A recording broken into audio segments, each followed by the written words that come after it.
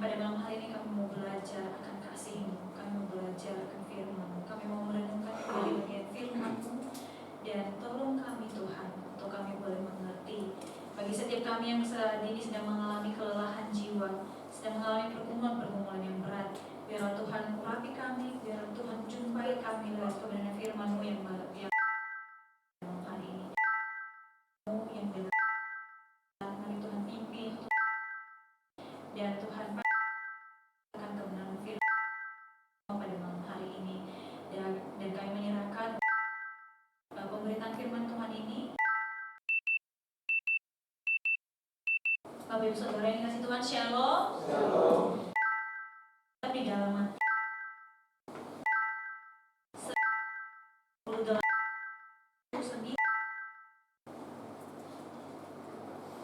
Matius pasal 11 ayat 28 sampai ayatnya yang 29. Ayat ini hanya 2 ayat pendek, jadi mari kita baca bersama-sama sampai 30 ya. Matius 11 ayat 28 sampai 30 kita baca bersama-sama. Apakah semuanya sudah dapat? 1, 2, 3. Marilah kepada semua yang tisu dan berberat, aku akan memberi kelegaan kepadamu. Pikulah kuk yang kupasang dan belajarlah kepadaku, karena aku lemah lembut dan rendah hati, dan jiwamu akan mendapat ketenangan. Sebab kuk yang kupasang itu enak dan bebanku pun ringan. Bapak Saudara dikasihi Tuhan, tema perenungan kita pada malam hari ini adalah kelemah lembutan yang membawa pemulihan. Saya sedang menonton satu sinetron Indonesia. Saya tidak ditertawain ya karena nonton sinetron Indonesia gitu ya. Judulnya adalah Asmara Gen Z. Wah, saya jarang banget nonton ya. Jadi saya tertarik nonton sinetron kali ini karena sinetron ini membahas tidak hanya tentang percintaan anak-anak remaja, tetapi di dalamnya memuat hal-hal yang sedang digumuli oleh anak-anak remaja zaman sekarang, yang berhubungan dengan mental health, kesehatan mental, dan di dalamnya juga banyak sekali ilmu psikologi yang dibahas di situ dengan sangat detail. Anak-anak kedokteran juga mereview film ini dan mereka berkata ini benar-benar ada dengan pembahasan yang kami bahas dalam perkuliahan. Membahas tentang masalah keluarga, tuntutan orang tua terhadap anak-anaknya, kehidupan anak-anak broken home, dan banyak permasalahan-permasalahan yang lainnya. Tentu salah satu yang tidak ketinggalan adalah kehidupan percintaan anak-anak remaja, karena itu bumbu-bumbu yang menarik seperti itu. Yang menarik adalah berbeda dengan sinetron-sinetron Indonesia lainnya yang ya udah segitu aja. Tetapi penjelasan setiap dokter yang menangani anak yang bermasalah mental ini sangat detail.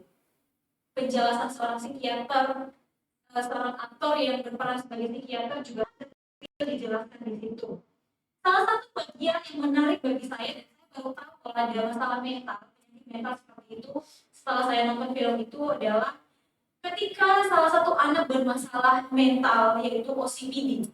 OCPD itu adalah gangguan kepribadian obsesif kompulsif yang ditandai dengan keteraturan yang sangat berlebihan ya, yang fokus pada keteraturan perfeksionis dan kontrol diri yang sangat luar biasa sehingga mengganggu kehidupannya, bahkan relasinya dengan orang lain. Nah, ketika satu masalah terjadi terhadap anak bermasalah OCPD ini, adalah seorang dia datang kepada seorang psikiater, dan psikiater itu menjelaskan bahwa orang yang sedang mengalami masalah mental, sedang mengalami masalah di dalam kehidupannya, sedang mengalami masalah jiwa, seharusnya kita tidak memperlakukan orang itu dengan cara memarahi dia, tidak memperlakukan dia dengan cara menjauhi, tidak memperlakukan dia dengan cara menghakimi, tetapi sebaliknya seharusnya kita hadir buat dia, memberi dia pelukan, pengertian, rangkuman, kasih, dan kelemah lembutan. Itu yang dibutuhkan oleh orang-orang yang sedang mengalami, sedang berada dalam permasalahan. Adegan itu membuat banyak orang tidak berterima karena sebelumnya anak tersebut di adegan film itu melakukan suatu kesalahan yang sangat fatal, melukai atau melakukan sabotase terhadap temannya seperti itu. Dan sebagian besar orang berkata bahwa seharusnya dia layak untuk dihukum, dia layak untuk tidak perlu dimaklumi orang yang sedang sakit seperti itu.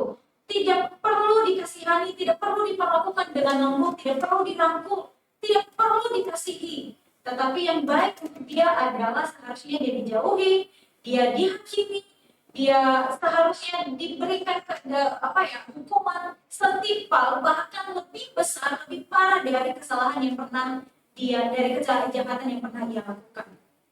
Saya menonton itu juga sedikit terbawa arus oleh arus kisah sinetronnya. Dalam pikiran saya, kamu jahat dan seharusnya kamu mendapatkan hukuman seperti itu, setiap hukuman seharusnya. Tapi kembali lagi saya diingatkan oleh perkataan dari psikiater itu berkata bahwa seharusnya orang yang sedang bermasalah itu bukan dijauhi, tapi dirangkul. Itulah yang dia butuhkan. Adalah kita hidup di dunia yang syarat akan tuntutan. Hidup di dunia dengan prinsip balas membalas, hidup di dunia yang kasihnya sudah pudar, hidup di dunia yang menganggap kelemah lembutan adalah sebuah kelemahan. Hidup di dunia di mana tidak peduli tentang apa masalahmu, tidak peduli dengan apakah engkau sedang bermasalah mental atau tidak. Itu kan yang sedang dialami oleh anak-anak remaja saat ini. Bukankah di setiap kantor-kantor banyak anak-anak, banyak orang, banyak pekerja-pekerja yang mengeluh dengan bosnya yang sangat galak sekali dan tidak pengertian sekali, dan akhirnya mengalami kesehatan, mengalami gangguan mental dan berujung pada bunuh diri. Kenapa? Karena tuntutan orang tua, tuntutan pekerjaan, tuntutan finansial, masalah ini, itu, dan lain sebagainya. Dan tidak ada orang yang mau mengerti kondisi yang sedang terjadi seperti itu. Di tengah-tengah dunia yang seperti ini, kita seharusnya sadar bahwa masing-masing kita memiliki masalah. Mungkin kita tidak memiliki masalah gangguan mental seperti orang di luar sana misalnya ya. Tidak memiliki masalah seperti OCPD yang saya sebutkan tadi. Tidak memiliki masalah misalnya gangguan mental atau hal-hal yang lainnya. Tetapi sadar atau tidak, masing-masing orang punya masalahnya sendiri. Punya masalah di dalam dirinya yang bahkan mungkin tidak dia kenal itu apa. Tapi ada, masing-masing orang memiliki masalah mentalnya tersendiri. Di dalam diri kita, maka kita membutuhkan kasih yang besar. Kita membutuhkan rangkulan yang hangat dan hati yang besar untuk menerima segala kekurangan diri kita. Namun faktanya kita sulit menemukan itu dari orang-orang di sekitar kita. Tapi di tengah hilangnya kasih, kelemah lembutan dari orang-orang di sekitar kita, ada satu pribadi yang mau menanggung segala kelemahan kita. Ada satu pribadi yang lemah lembut dan justru memberikan bagi setiap kita yang sedang mengalami keletihan jiwa, yang sedang mengalami masalah di dalam dirinya, yang sedang bermasalah mental, yang sedang mengalami pergumulan yang sangat berat. Di saat semua orang tidak mampu memahami segala kelemahan yang kita miliki, Yesus adalah pribadi yang lemah lembut, mengundang kita untuk datang kepadanya.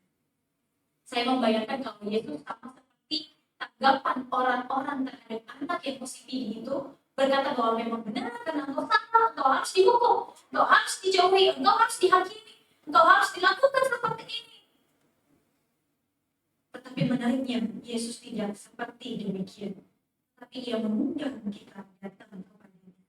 Mari kita mengenal pribadi Yesus yang memberikan undangan itu kepada kita. Dia yang mengundang kita dalam pribadi yang lemah lembut dan rendah hati. Lemah lembut dan rendah hati adalah dua karakter yang melekat di dalam diri Yesus. Bahkan bukan hanya menjadi karakter yang melekat di dalam diri Yesus, tetapi sudah menjadi sebuah identitas diri Yesus itu sendiri. Yesus berkata di dalam bagian ini bahwa belajar kepadaku, sebab aku lemah lembut dan rendah hati. Artinya dia sedang menjelaskan kepada kita tentang identitasnya sebagai pribadi yang sedang memberikan undangan agung itu kepada kita. Dia berani mengundang kita karena dia adalah pribadi yang lemah lembut. Artinya bahwa segala sesuatu yang kita perlukan untuk kebutuhan jiwa kita, untuk kebutuhan mental kita, kebutuhan kehidupan kita terlebih dahulu, itu tersedia semuanya di dalam Yesus.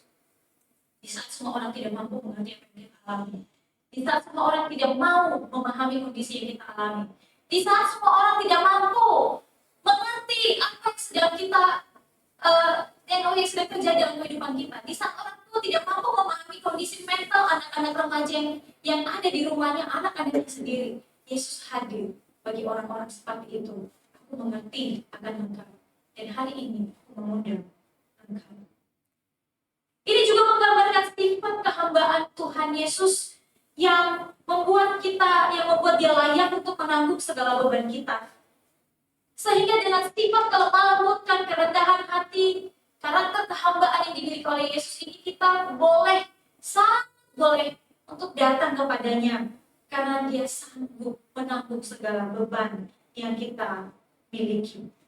Bapak saudara, hal yang sering kita dengar dalam kehidupan kita, dalam perkataan yang kita imani begini, bahwa di atas salib Yesus telah menyelesaikan permasalahan yang paling utama di dalam kehidupan kita manusia. Apa itu? Itu dosa. Yesus telah menanggung beban dosa di dalam hidupku. Yesus telah menyelesaikan dan mengerjakan pengampunan dan keselamatan bagi kita. Tapi tahukah Bapak Ibu Saudara bahwa di balik salib itu, di atas salib itu, di balik setiap kata keselamatan yang telah dikerjakan, dosa yang telah diselesaikan oleh Kristus di atas salib, di situ menjelaskan tentang Yesus yang lemah lembut dan rendah hati. Ia menundukkan dirinya sebagai hamba yang menderita. Ia menunjukkan karakter atau sifat identitas yang sangat lemah lembut di atas salib, yang tidak membuka mulutnya dengan cara apapun untuk mengutus setiap orang berteriak di bawah untuk salibkan dia, dan memberikan hinaan yang sangat luar biasa kepadanya. Yesus dengan lemah lembut menanggapi mereka semua. Orang di sebelahnya, sebelah kiri kanannya, ketika berteriak, siapakah dia? Menghina dia. Dia berkata justru memberikan kata-kata berkat bahwa hari ini engkau akan bersama-sama dengan aku dalam hidup. Kelemah lembutannya sangat luar biasa bagi setiap kita. Ketika kita berhadapan dengan orang-orang yang menjengkelkan, masihkah kita mampu melakukan yang dilakukan oleh Yesus? Kita masih mampukah untuk menunjukkan kelemah lembutan? Justru sebaliknya kita berkata bahwa seharusnya engkau juga dihukum. Engkau seharusnya mengalami kondisi yang tidak baik karena engkau melakukan hal yang tidak baik seperti ini. Tetapi di atas salib itu Yesus menunjukkan kepada kita kelembutan yang sejati. Apa artinya kerendahan hati yang sejati? Bagaimana menjadi seorang hamba yang sejati itu? Dan hanya di atas salib itu Yesus telah menunjukkan itu kepada kita. Saya mencari di dalam keseluruhan naskah Alkitab, dan saya rasa bahwa hanya satu bagian di dalam Matius 11 ayat 29 ini, di mana Yesus menjelaskan identitas dirinya yang sangat dalam sekali. Aku lemah lembut dan rendah hati. Ini adalah sesuatu yang sangat indah, Bapak. Ini adalah sesuatu yang sangat mulia. Yesus memperkenalkan dirinya kepada kita. Dan inilah, karena dia adalah pribadi yang lemah lembut dan rendah hati, kita punya dasar dan alasan yang kuat mengapa kita harus datang kepadanya. Karena coba bayangkan, saya pikir seorang anak tidak akan mau datang berkali-kali kepada orang tua yang suka memarahinya setiap hari. Saya rasa anak itu akan memendam sendiri kesalahannya, memendam sendiri pergumulan hidupnya, memendam sendiri segala sesuatu yang dia alami di dalam hidupnya. Kenapa? Kalau dia cerita kepada mamanya akan mengeluarkan kata-kata ribu, kata-kata yang tidak mengenakan di hatinya, tidak membuat jiwanya lega, tidak membuat permasalahannya selesai, justru menambah beban kehidupan. Dialami oleh anak-anak remaja sekarang, tidak mau bercerita dengan orang tua karena merasa bahwa ketika bercerita dengan orang tua itu tidak menyelesaikan permasalahan hidup, tapi menambah beban hidup. Yang sendiri. Tapi Yesus, dia adalah pribadi yang lemah lembut, dia adalah pribadi yang rendah hati, mau menanggung segala bentuk permasalahan yang dihadapi oleh anak, oleh setiap itu. Tapi saudara, lemah lembut dan rendah hati bukan sebuah kelemahan. Lemah lembut juga tidak identik dengan suara yang lembut, yang dilembut-lembutkan gitu, atau hanya berbisik-bisik seperti angin sepoi-sepoi yang membuat kita bisa tertidur dengan ocehannya misalnya. Juga tidak berbicara tentang seseorang yang berusaha menahan amarahnya tetapi supaya dipuji orang. Oh, ternyata dia lemah lembut sehingga tidak meledak-ledak dengan amarah. Tapi berbicara tentang hati yang telah diubahkan oleh Roh Allah sehingga membuat orang itu penuh pengertian, mau menerima orang lain dan mau Yesus adalah pribadi yang sanggup menunjukkan itu. Yesus berkata bahwa aku lemah lembut dan rendah hati.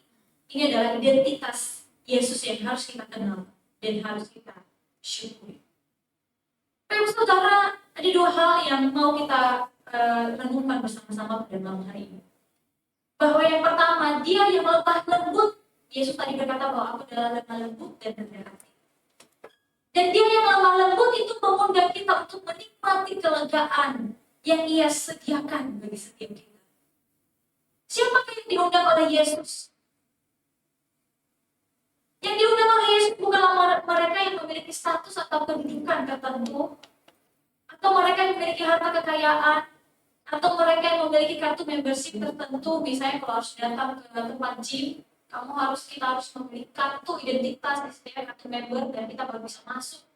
Ya, memakai segala alat-alat gym yang ada di situ, apapun itu. Ya, seperti beberapa gereja pada zaman kalau beribadah di gereja itu harus daftar dulu, harus registrasi dulu. Ada kan beberapa gereja yang seperti itu sekarang, gitu ya. Ya, saudara. Tetapi setiap orang yang letih, lesu, dan berbeban berat. Pertanyaannya adalah, siapakah yang letih, lesu, dan berbeban berat? Dan siapakah kita yang sedang mengalami letih, lesu, dan berbeban berat yang datang pada malam ini? Orang yang mengalami letih, lesu, dan berbeban berat itu tentu tidak memandang status. Saya rasa bahwa setiap orang pasti mengalami kondisi yang seperti ini. Baik orang kaya, orang yang berada di dalam status finansial yang rendah sekalipun, orang yang ada di pedesaan, di perkotaan, di pedalaman sekalipun juga pasti mengalami yang namanya letih, lesu, ya.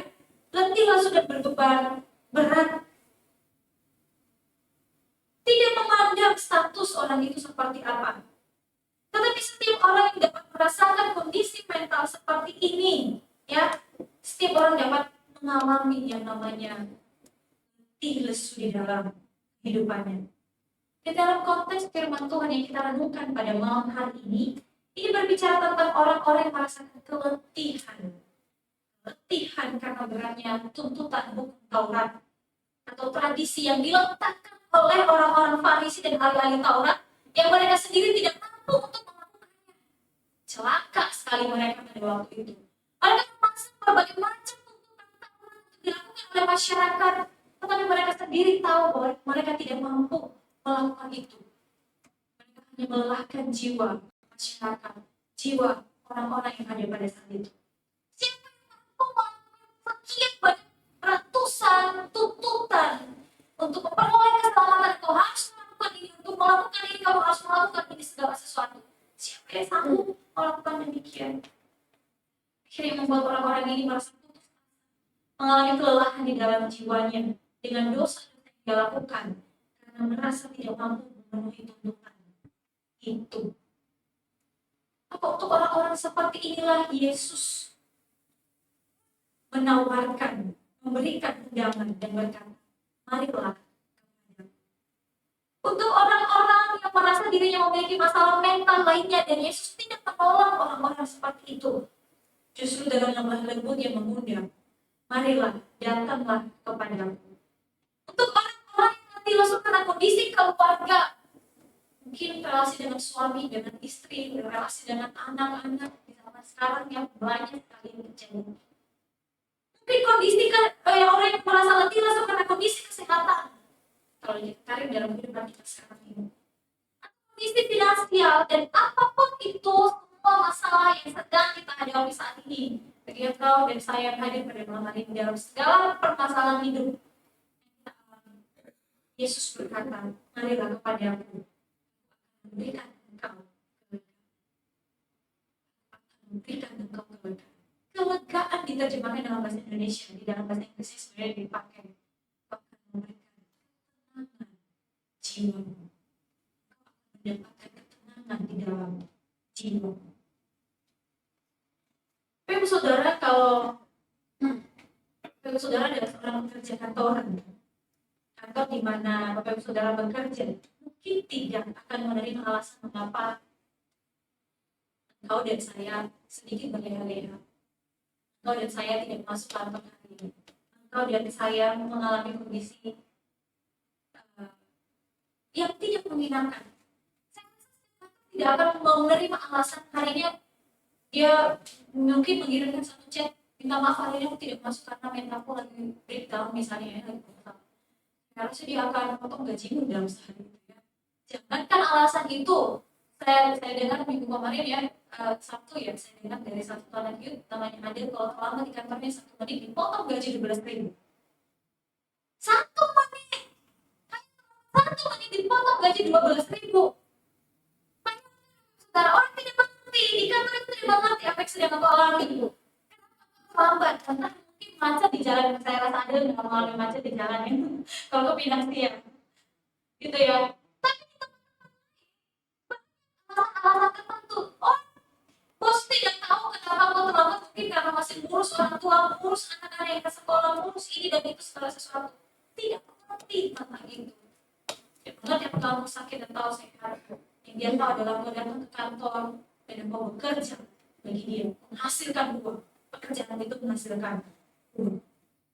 Tapi Yesus tidak demikian. Yesus tidak menolak setiap orang yang sedang berada dalam kondisi yang seperti itu. Justru ia memberikan undangan dan berkata, marilah aku akan memberikan engkau. Tapi saudara, ini adalah sebuah undangan healing ya.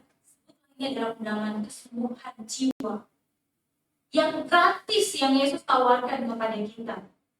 Tidak perlu bayar. Tapi ada satu yang kita lakukan, datang kepadanya.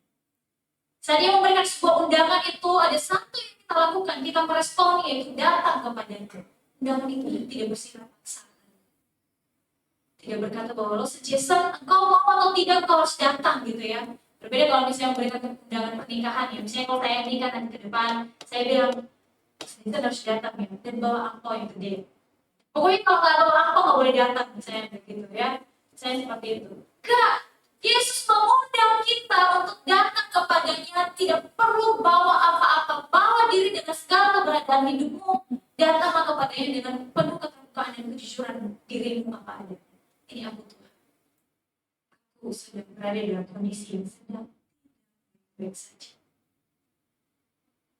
Karena justru Tuhan lebih tertarik dengan hati yang hancur, yang datang kepadanya dengan penuh keterbukaan, daripada kita datang dengan pujian, dengan puji-pujian yang sebenarnya itu tidak hadir dari dalam hati kita. Dia tidak menyuruh kita datang kepada yang lain. Jadi dia berkata, hai semua engkau yang letih lesu, datanglah kepada Abraham, datanglah kepada Musa, karena aku menyuruh Musa untuk memukul ya, untuk mengeluarkan air dari batu itu dan dia akan memberikan engkau air hidup. Tidak. Yesus menegaskan, datanglah kepadaku.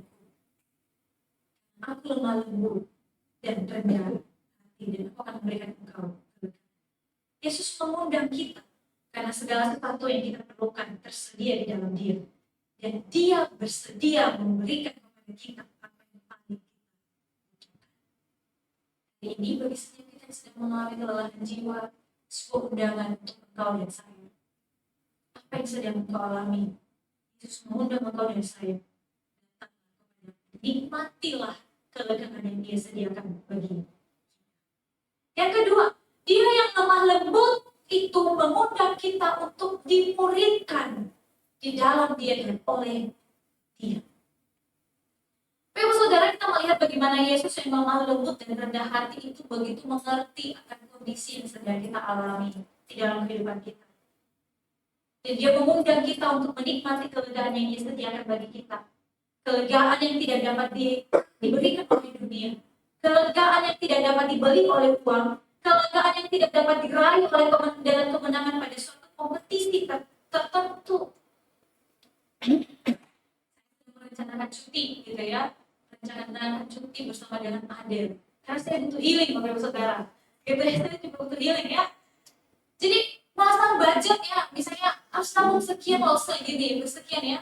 Karena kita akan pergi ke tempat ini begini. Duit kan, healing butuh duit kan. Pergi ke luar negeri butuh duit. Kita pulang dengan ya mungkin entah capek atau tidak, tapi ya katakanlah kita ya segar sedikit gitu. Tapi apapun itu sekarang kita butuh duit, Bapak Saudara. Tapi Tetapi Yesus menawarkan kelegaan yang tidak perlu kita bayar. Kita pergi liburan, kita harus merencanakan, kita mungkin harus menabung. Tapi Yesus mengundang kita tanpa harus merencanakan dan tanpa harus menabung.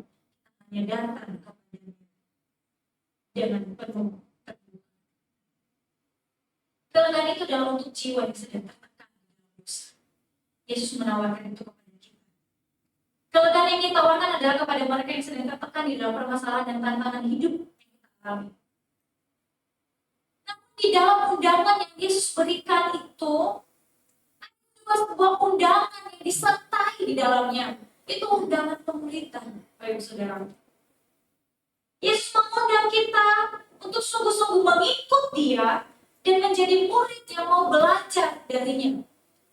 Karena sesuatu yang tidak mungkin ketika kita mau datang kepada Yesus dan hanya mau menikmati kelegaan. Orang yang mau mencari kelegaan tetapi tidak mau datang kepada Yesus, tidak mau belajar dari Yesus, tidak mungkin dia mengalami yang namanya kelegaan. Maka sebuah undangan Tuhan Yesus berikan, datang kepada Aku, kau akan menikmati kelegaan yang Aku sediakan bagimu dan belajarlah daripadaku. Undangan yang Yesus berikan dan kelegaan yang Dia tawarkan, janji kelegaan yang Dia tawarkan bukan berarti setelah itu ya sudah jiwamu boleh bebas melakukan apapun yang kau mau. Tidak, tapi ini adalah sebuah undangan yang mengingatkan diri kita pada Yesus. Sehingga kita menjadi murid yang mau belajar dari Dia. Yesus berkata, pikulah kuk yang kupasang dan belajarlah dariku. Ini menunjukkan bahwa Yesus tidak sedang menawarkan kelegaan yang biasa-biasa saja. Gratis karena kita tidak perlu beli. Tapi tidak gratisnya adalah karena kita harus taat kepada-Nya. Tapi ketaatan kali ini tidak berbicara tentang supaya kita beroleh keselamatan. Karena tuntutan hukum yang harus kita penuhi. Tetapi ketaatan yang kita lakukan adalah karena kita telah menerima dan menikmati kelegaan yang dari padanya. Bapak Saudara, Tuhan Yesus menginginkan kita. Dia yang lemah lembut itu menginginkan kita untuk belajar darinya. Belajar di dalam kelemah lembutan yang Dia miliki. Belajar di dalam kasih yang Dia miliki. Dan di dalam keseluruhan hidupnya. Dan pengajaran hidupnya yang telah Dia tunjukkan. Yang mau kita belajar menjadi muridnya. Belajar untuk meneladani Dia di dalam keseluruhan hidupnya. Dan kita terapkan itu di dalam kehidupan kita. Bapak Saudara, Yesus adalah pribadi yang lemah lembut dan rendah. Yang mau menanggung segala susah kita. Dia adalah pribadi yang paling mengerti kehidupan kita. Dan sebagai orang-orang yang juga menikmati kelegaan yang Dia sediakan bagi kita. Ada sebuah pertanyaan untuk kita pada malam ini. Mungkin di dalam kehidupan kita sehari-hari kita akan menemukan orang-orang yang juga punya pergumulan. Punya masalah mental. Punya pergumulan finansial. Punya pergumulan dalam keluarga. Punya pergumulan dalam kesehariannya. Dan pergumulan yang lain. Sebuah pertanyaan bagi kita. Bagaimana kita menanggapi orang-orang seperti itu? Apakah kita seperti netizen yang menanggapi cerita film yang saya ceritakan di awal? Atau kita mau belajar seperti Yesus yang mau membuka dirinya dalam lembut, mendengarkan, mungkin memberikan pertolongan, menjadi teman cerita, memberikan solusi. Kalau Yesus telah menjadi pribadi yang lemah lembut yang mau menerima segala kelemahan kita, maukah kita juga menerima kelemahan-kelemahan di sekitar kita?